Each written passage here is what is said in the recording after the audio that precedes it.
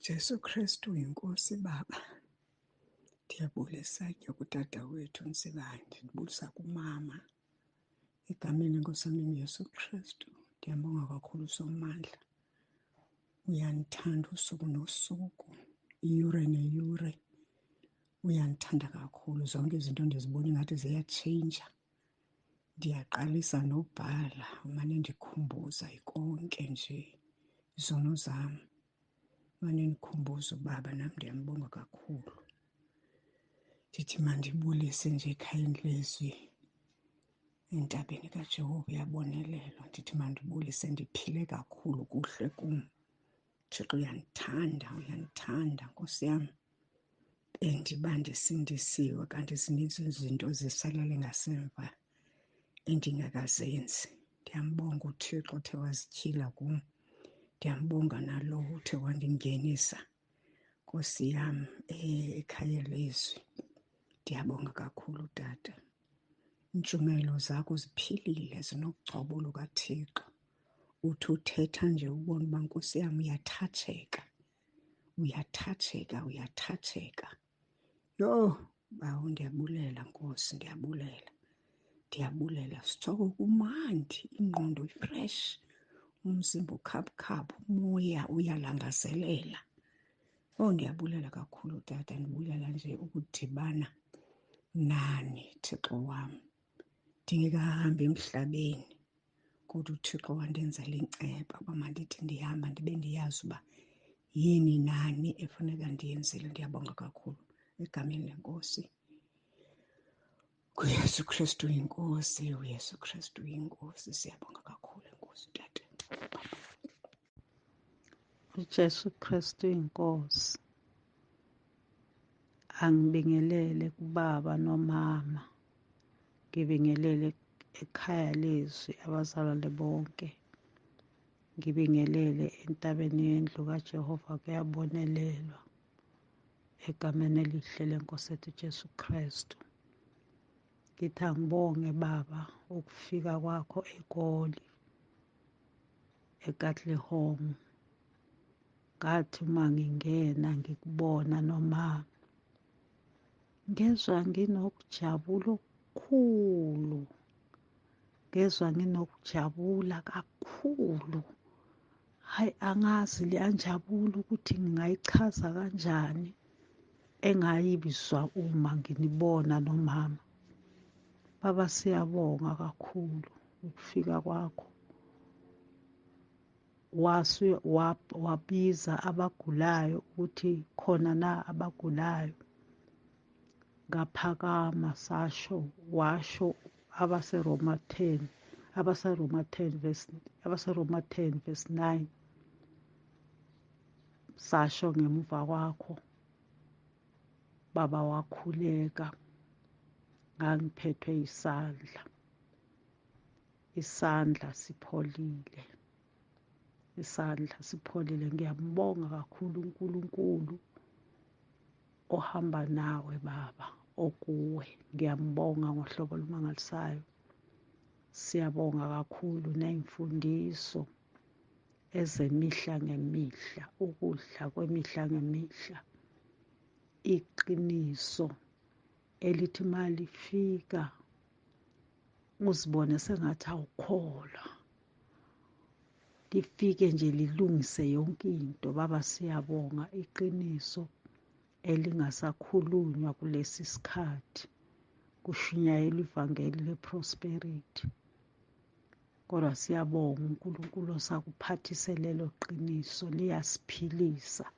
Siyaphila ngalo, siyaphila kakhulu ngalo.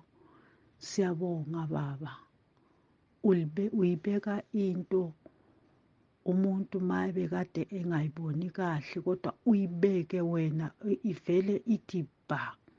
Awu Baba, siyabonga kakhulu. uNkulunkulu asigcinele wena.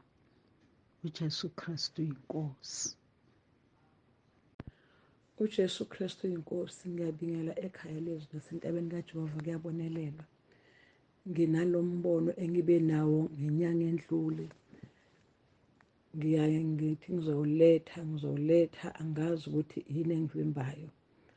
Baba Sibande, kube nesikhathi la engibone khona indawo enkulu eyiyade ngathi iplaza elikhulu phakathi nendawo lapha ngathi ukhona ungitshela ukuthi isihlalo sobukhosi lesiyana le enzansi kunesithunzanyana bese ngizwa ukuthi lapha enzansi lona sango leliyana phakathi nendawo lesithunzi engisibonayo kucaci ngendlela okukhulu ngakhona ilapho angathi kukhona nje ongitshela ukuthi isihlalo sobukhosi lesiyana lapho ubaba ehlezi khona manje indawo inkambeliwe ibiyeliwe amabandla amaningi baningi laba bantu bona ngama uniform abagqokile bafuna ukungena ngaphakathi bayazungeza bafuna ukweqa uthango mabefuna ukweqa uthango ngizwe izwi lithi nali ayisango uJesu lisango akekho oze kubaba ngaphandle kwakhe bayaphithizela bayazungeza bafuna ukunyathela uthango kodwa nje nali ayisango lapha yana uJesu lisango akekho oza kubaba ngaphandle kaJesu lo mbono ngibe nawo isikhathi inyanga ephelile ngingakwazi ukuthi ngiyawuletha ngibuye ngibe namahici ngazi ukuthi yini engivimbayo kodwa ngiyacindezela ukuthi noma kanjani angulethe inkosi ngisize emboneni wonke ngikwazi ukuthula abazalwane uJesu Kristu inkosi amen. uJesu Kristu uyinkosi Baba, ngiyabingelela egameni lenkosi yethu Jesu. Ngiyambonga kakhulu uNkulunkulu ngesifundo anginikeze sona namhlanje embonweni ukuthi size singavumi ukususwa nayiluphi uhlobo lwezimo, ngisho ngabe kuthiwa abantu uqobo, izihlobo zethu, omakhelwane bethu, njengalokhu bekuvezwa embonweni. Singasuki enkosini, makungabikho lutho esivumela ukuthi lusehlukanise nothando lukaNkulunkulu. Ngiye ngabona sikule ndlela esasihamba kuyo komunye umbono singabantwana bakaNkulunkulu okwathi sesikhuphukela kwakunomhlabelelo owawulokhu ushila uthi obani laba abambethe iy'ngubo ezimhlophe. Umhlabelelo sicilongweni kunamba 235. Besikuleyo ndawo kukhona amanzi ebephuma empompini obukhipha amanzi ahlanzekile. Ngibabonile nabazalwane basentabeni yendlu kaJehova kuyabonelelwa engibaziyo nabanye abazalwane engingabazi. Siphethe iy'gubhu ezimhlophe sikha kulowo mpompi. Engunothisile sekukha mina kulowo mpompi ukuthi amanzi alompompi awapheli, umuntu engayisukela yena nje bese-ke efikelwa ukoma, kodwa uma useduze nalompompi uphuza kulompompi ngeke ufikelwe ukuthi womela amanzi. Engunothisile ukuthi kuye kwaqhamuka ngisho umhlobo engimemeza ngangavuma ukusuka, kuqhamuke umakhelwane ngangavuma ukusuka. Ngiyambonga kakhulu uNkulunkulu ngalokho angifundise khona. Ngithi udumo kuNkulunkulu kweliphezulu. Ngiyacela senze njalo singabantwana bakaNkulunkulu, sihlale ebukhoneni bukaNkulunkulu, singasuki ngoba bebekhona abanye ebebehamba kwenye indlela ebiseceleni. Ubona nje ukuthi baya entandweni yalelizwe, ebumnandini bezwe, kodwa saqinisela thina, saqhubekela phambili, sahamba kule ndlela yokukholwa. Siyambonga kakhulu uNkulunkulu. Jesu Kristu inkosi, amen. uJesu Kristu inkosi. Ngiyabingelela baba umpostoli, ngiyabingelela nakumama umpostoli egameni lika Jesu Kristu waseNazaretha. Ngibingelela ekhaya lezwi kanjalo nasentabeni yendlu kaJehova kuyabonelelwa. Ngiyambonga uNkulunkulu baba, nami ngangena emkhosini ka-10 days. Nganginenkathazo enginayo enhlizweni yami. Kwakuthi mangilala mase ngiphaphama-ke bese kuba ngathi kukhona into engingayenzanga, ngilale khona into engingayenzanga. Mangiyibuza ukuthi yini into engilale ngingayenzanga, ngithola ukuthi akukho lutho engilale ngalwenzanga. noma-ke sengivukile kuyisemini nje kube naleyo nkathazo nje, kube ngathi kukhona nje into engingayenzanga, kukhona into engingayenzanga. Uma ngiyibuza ukuthi yini into engingayenzanga, ngithole ukuthi akukho engingakwenzanga. Ngiyambonga nje uNkulunkulu ukuthi emva komkhosi ka-10 days nami ngazizwa sengikhululekile kuleyo nkathazo yami enganginayo. Sengibonga-ke nemfundiso osifundisa yona ngezwi likaNkulunkulu, ukuprofetha nezilimi. Hawu, siyabonga baba. Ebandleni kuningi ukuprofetha, ziningi izilimi, ikakhulukazi abantu uma bekhuleka bekhuluma ngezilimi ebandleni. Siyabonga ukucaciseleka ukuthi umuntu uma ekhuluma ngezilimi ebandleni kufanele zihunyushwe. Uma zingahunyushwa lithi izwi lenkosi akathule ebandleni. Siyabonga nje baba ukuqondiswa nangalezi insuku esiphila kuzo. uNkulunkulu kusho ukuthi ubonile ukuthi ibandla lakhe selidukile kakhulu. uNkulunkulu siyambonga ngokuba kulezi insuku, kule mihla esiphila kuyo ebandleni likaJesu, nokuvuma izono nokuhlambuluka akusekho. Kuningi-ke nokweduka okungangena ngomoya, ngoba manje uma ebandleni kungekho ukuvuma izono noma ukuhlambuluka, usathane uthola indawo, ngokuba usathane uthanda indawo engcolile.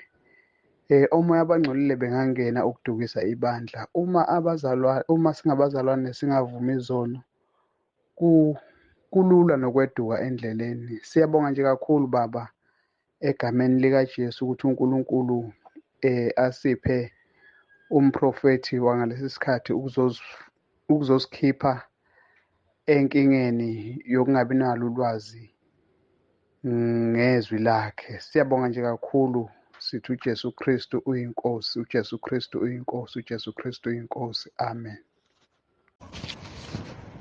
uJesu Kristu inkosi baba. Ndibingelele ubaba, ndibingelele umama. Tatu Mpostile, ndizise ubungqina. Ndiyambonga kakhulu uThixo ngento andenzele yona. Ndifike ndasebenza apha kulo msebenzi engisebenza kuwo last year ngoFebruary, nge-2 zikaFebruary ngasebenza apha. Sibanintsi ke singama-casual sonke. Mbane ithe ekuhambeni kwexesha phaya khola ngo-April, ngo-April banyuselwa abanye irate, banyuselwa imali abanye. Sashiyeka thina sibathathu sanganyuselwa.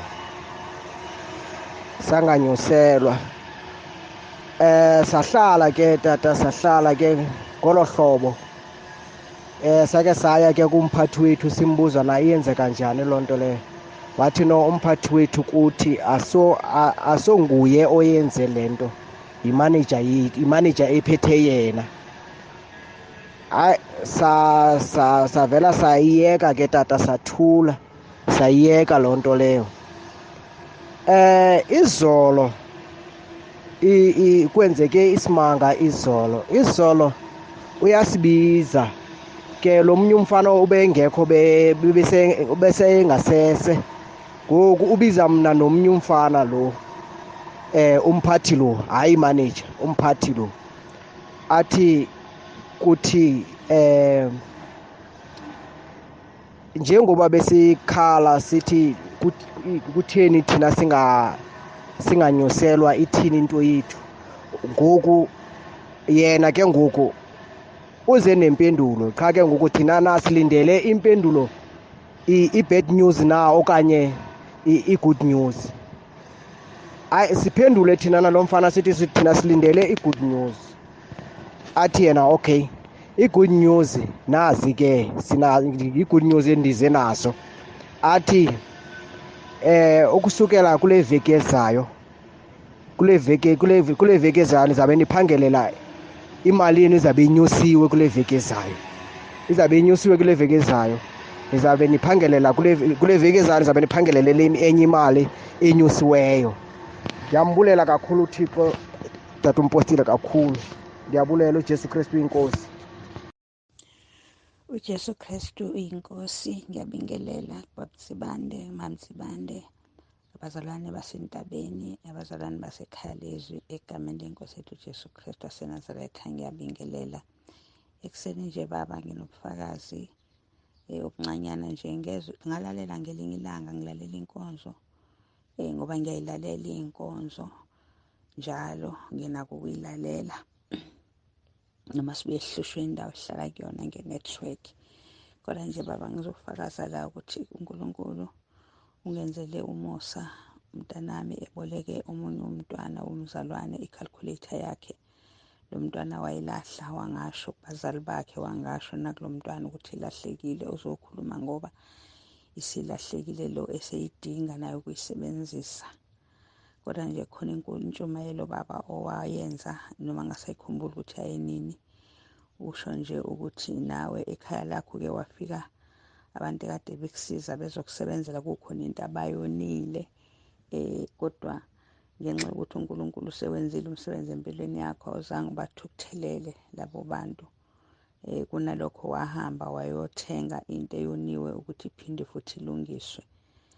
Nje ngathola ukufunda baba ukuthi akuphindiselwa okubi ngokubi. Ngaleso sikhathi nami ngavele ngamcela uNkulunkulu ukuthi ngicela ngisize, ngiyeke ukuthukuthela, ngiyeke futhi nokuthi ngithi lo mntwana ngizomkhokhisa le calculator ngoba iyabiza. Kodwa emva kwensukwana umntanami lo esesikoleni wabe sengithumelela imeseji ukuthi buka ma, esikoleni sesifisane sathola ama-calculator amahhala. Lawo impela kuwona abasebenzisayo abizayo. Ngambuka uNkulunkulu ukuthi kuhle ukulalela mangabe uNkulunkulu ekhuza. Ngiyambonga nje kakhulu uNkulunkulu ngawe Baba Sibande. Qhubeka nje usifundise, siyayilalela iy'nkonzo zakho futhi ziyasikhulisa kakhulu. Sizojwayela ngazo zonke izinto uNkulunkulu athi khuza ngazo kuthina, sizojwayela nje, sizokhuzeka, siyamthembisa uNkulunkulu. Siyabonga kakhulu uNkulunkulu ngokuthi ukwazi ukuthi umlalele emhlabeni sekungalalelwa kangaka, kodwa wena uvuma ukuthi uNkulunkulu akusebenzise ngalolu hlobo. Ngisho uJesu Kristu inkosi. Amen. Jesu Kristu inkosi. Ngiyabingelela baba, noma ekhaya lizwe entabeni yende kaJehova kuyabonelelwa. Ngithi uJesu Kristu inkosi. Ngithi baba, angilethe ubufakazi. Ngibonga ubaba uNkulunkulu ngangenzele khona emkhulekweni wami. Hlezi nginomkhuleko wokuthi uNkulunkulu angisize ibhizinisi lami lihambe kahle. Ngiyathunga, ngifisa nje uNkulunkulu angisiza, angilethele ama-customer ukuze ibhizinisi likwazi liqhubeke lisebenze kahle. uNkulunkulu angenzele khona ukuthi ukuqala lenyanga ngahamba ngayocela esikoleni ukuthi ngibathungele. Waqala nje uthisha omkhulu wangishonisa leyo, ngaphindela wathi ake ngithunge ukuze sike sabone into okuyona engiyithungayo.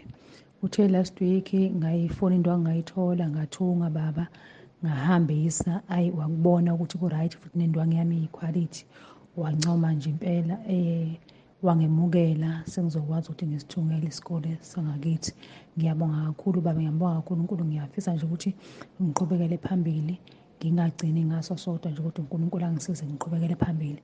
Umsebenzi wami nje kube yiwona umsebenzi engibhizi ngawo kakhulu. uJesu Kristu inkosi. Jesu Kristu inkosi. Jesu Kristu inkosi. Ngiyabingelela baba umpostoli ngelisho igama lenkosi Jesu Kristu waseNazaretha. Ngiyabingelela kumampostoli Sibande ngelisho igama lenkosi Jesu Kristu waseNazaretha, nakubazalwane bonke abasentabeni yendlu kaJehova kuyabonelelwa, nabasekhaya lezwi. Ngiyabingelela ngelisho igama elinamandla lenkosi Jesu Kristu waseNazaretha. Jesu Kristu inkosi. Ngithanda ukubonga uNkulunkulu bathandekayo. Ngithulile kule insuku endlulile, kodwa ngisamthanda kakhulu Jesu. Sayilalela inkonzo ezingakhayo suku nosuku. Evikini eliphelile besiyofihla umzala wami kaNdebele, inkonzo le yaseKatlehong yemvuselelo thina sikwaNdebele. besiyofihla umzala. Izolo sengithola umbiko futhi ukuthi umama umakhelwane wami engafikela kuye mangifika endaweni yaseSoshanguve naye sosandulele. Bangcwele, izwi lenkosi lithi sihlale silindile ngempela ukuthi abahambayo bahamba bekuphi, thina siyohamba sikuphi. Nkosi sisize. Ngiyambonga uNkulunkulu ngobufakazi nje enginabo ukuthi ngibonga uNkulunkulu ukuthi ngize ngaphumela obala ngakhuluma nomndeni wami ngendaba yokuthi mabenza imisebenzi yokukhumula mina ngeke ngibe khona. Kusho ukuthi bengiye ngithumele nje imilayezo ukuthi angiphumeleli ngingasho ukuthi mina angeni. Manje ngiyambonga uNkulunkulu ukuthi last year kusakhulunywa la eradweni ukuthi fanele ubazise. Mina okuningi ngibazisile kodwa lokho ukuthi cha emisebenzini yokukhumula ngisangena ngizange ngibazise. Bengingayi ukuya kodwa bengingabazisanga ukuthi ngiphumela obala. Manje ngibonga uNkulunkulu ukuthi ngichazile ukuthi cha angisangeni. Ngiyena emshadweni nasesifeni kuphela ukuthi bazi ukuthi mangingabonakali angisangeni, hayi ngoba ngingaphumelelanga. Ngiyambonga uNkulunkulu kona lokho ukuthi uNkulunkulu angisize ukuthi ngikhulume ngoba bokubuhlungu khona nokho kakhulu. Isikiza sami lona engisele naye omunye omdala khalile kakhulu. Wathi hawu anti sengilahlwa awuwe. Buhlungu ukuhlukana phela nesono. Kodwa uNkulunkulu yena ufuna sishile silahlile. Ngiyambonga uNkulunkulu, uJesu Kristu inkosi. Jesu Kristu inkosi Baba. Jesu Kristu inkosi kumama kuTsibande ekhaya lezwi entabeni yaJehova kuyabonelelwa. Ngiyambonga uNkulunkulu ukuthi angidlulise nabufakazi Baba ukuthi selokhu ngikhona ekhaya lezwi izinto zami ziyenzeka. uNkulunkulu ungisizile kakhulu nje kunomehluko omkhulu empilweni yami nezinto nje engizenzayo ziyenzeka uma ngizenza ngiyakhuleka. uNkulunkulu ungibusisile ukuthi uma ngikhuleke wasipha nawe umkhuleko uba sikhuleke. Ngithi ngidlulise lokho-ke Baba sihlala ekhaya mina ngisebenza ngiqhelile nasekhaya ngijwayele ukufika nge-weekend kodwa kwathi ngonyaka odlulile ngoFebruwari kwase kuyashonwa-ke kwashona uma ukuthi ena ekhaya akusezukusala muntu. Ngalokho inhliziyo yami ibalisa ukuthi ngizokwenze njani ngenxa yokuthi ngifuna i-transfer kodwa uNkulunkulu wangenzela umusa nje kwabalula. Ngathola nje ngakhuluma nabaphathi, mangikhuluma nabaphathi bathi hhayi kulungile ngakwazi ukutransfer. Hawu ngiyambonga uNkulunkulu kwabalula nje kanjalo. Ngiyambonga uNkulunkulu bazalwane. Obunye ubufakazi futhi ama-forms lana kule center esengikuyona engisebenzela kuyo besilokhu sithi siyawabhala engalungi elokhu ehamba kwathiwa wrong. Kodwa mina nje uNkulunkulu ungenzela umusa njena ayilami ifomu bangithathela lona bangibhalela bangilungisela lona kahle kalula lahamba. Laba esenginabo kule center engikuyo balokhu bestrugglisha nje ukuthi balungiseleke ama-forms namanje ama-forms akhona awakahambi basazowalungisa. Sengilokhu nje ngiyabuka ukuthi uNkulunkulu ungenzela umusa kanjani nje mina ngiwubani mina. Siyambonga uNkulunkulu sithi siyizoni kodwa yena uyasenzela umusa. Bazalwane ngiyambonga uNkulunkulu uJesu Kristu inkosi, Jesu Kristu inkosi, Jesu Kristu inkosi. Amen.